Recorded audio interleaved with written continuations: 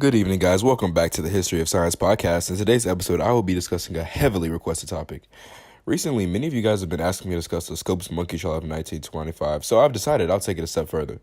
Since this is one of my favorite historical issues to discuss, I thought I'd expand on the topic in a longer podcast today.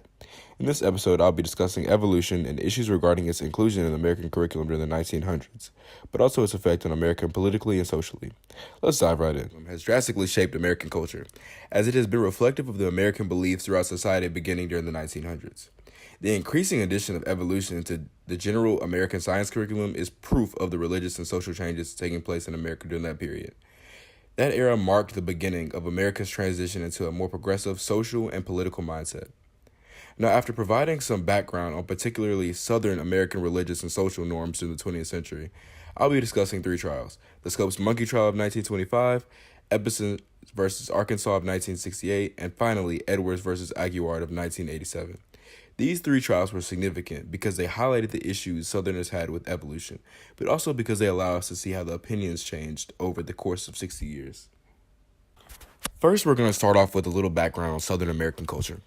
In Barry Hanks' Uneasy in Babylon, Southern Baptist Conservatives in American Culture, he discusses how in 1967, historian Rufus Spain published a social history of 19th century Southern Baptists entitled At Ease in Zion. In the book, Spain explained how Southern Baptists were becoming comfortable in a culture they had largely built, as they had begun to perpetuate its norms and morals. Spain believed that as the Southern Baptist culture grew, its dominance over the South only increased, especially as other mainline denominations in the region ceased to identify so closely with the Southern culture. The culture's transition led Southerners' lifestyles and beliefs to be centered around the Bible. The South was an area known for possessing strong cultural characteristics such as hospitality and respect. However, strict religious beliefs became a part of the culture, as stated earlier. The belief creationism sums up the strict Southern religious beliefs as it is the belief that everything originated from specific acts of divine creation as described in the Bible. This belief was opposed to other processes and theories such as evolution. Though creationism was accepted by a large percentage of the Southern population, not everyone was completely convinced. Cases like the Scopes monkey trial brought this to light as a Tennessee teacher began including lessons on evolution in his curriculum. We will expand on this case later in the show, as for now the case just goes to prove that in the first quarter of the 20th century, a shift in expression of scientific and religious ideologies had begun.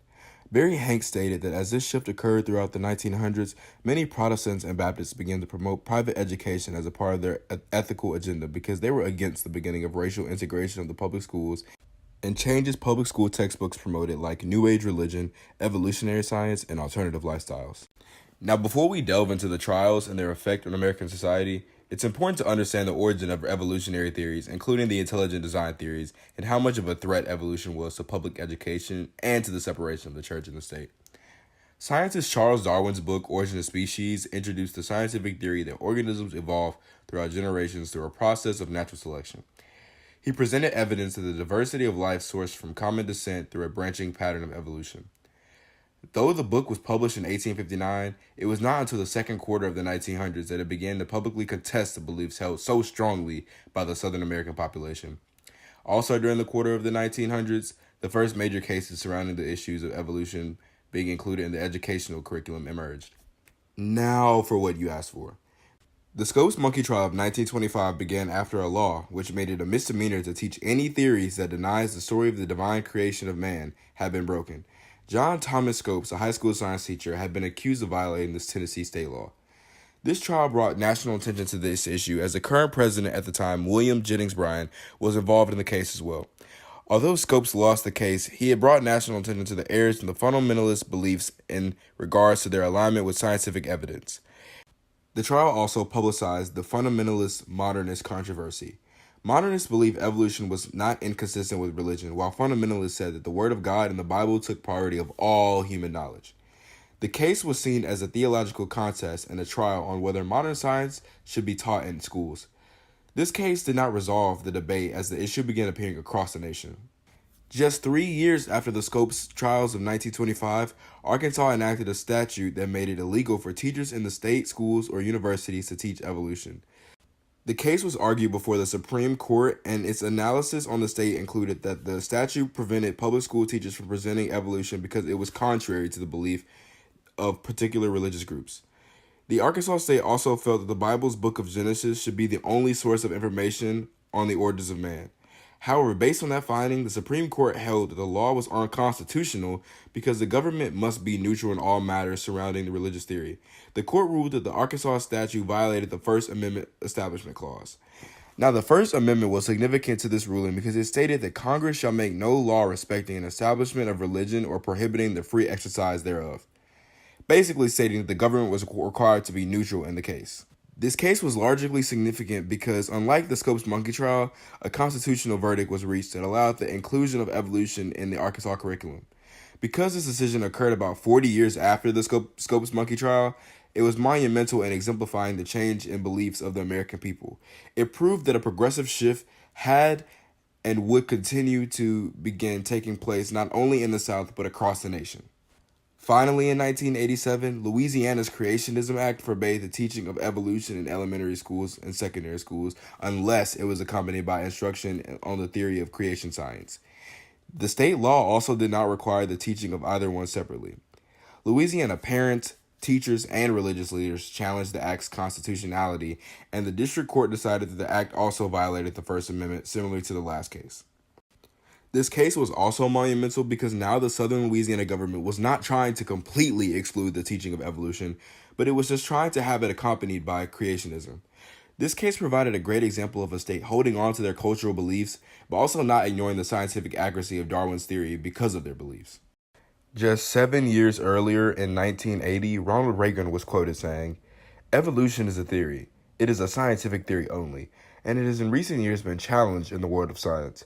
But if it was going to be taught in the schools, then I think that also the biblical theory of creation should also be taught." Reagan's quote provided another example of the nation not just trying to hold on to their previous cultural beliefs, but to also include the scientific accuracy of Darwin's theory in the education system. Great pieces of evidence like that are also excellent because they allow us to understand how everything has shaped American culture surrounding the teaching of science and religion in today's society. Many individuals have made an effort to not just teach the two beliefs separately, but to actually work to prove that they could be combined into ideas like intelligent design. Now, as I said, today it is not uncommon for people to have formed beliefs that connect both the teachings of creationism and evolution. This belief has been generalized into the theory of intelligent design. In Christopher Rios' After the Monkey Trial, Evangelical Scientists and New Creationism, he explains how in 1965, 40 men from several countries gathered for a conference in Oxford, England to discuss scientific issues regarding Christianity. Professional scientists and theologians and biblical scholars were all present to lend support and expertise while the group worked to establish correlations between science and the Bible. Efforts like this in linking creationism and evolution cannot go unnoticed and are very reflective of the burgeoning ideology of the progressive citizens in America today. In fact, events like the Oxford Conference were the steps taken that have encouraged people to look into correlations between science and the Bible. In today's society, there are populations who hold steady to their Southern Baptist beliefs that reject evolution, and there are also individuals who hold those beliefs but struggle in their faith because their conscience will not allow them to refute scientific evidence. Nevertheless, this shift in American and Southern cultural, religious, and social beliefs are topics that are able to be discussed in today's world because of the historical trials like the Scopes monkey trial. Along with other significant social issues, the conflicts surrounding religion and science were extremely monumental in presenting Americans with a more progressive religious and social mindset. That concludes this episode on the history of science, and while you wait on the next episode, I truly urge you to think, no matter what your religion or ethical beliefs may be, do your beliefs completely reject scientific research and evidence, or do you believe in correlations between science and your beliefs? Catch you next time.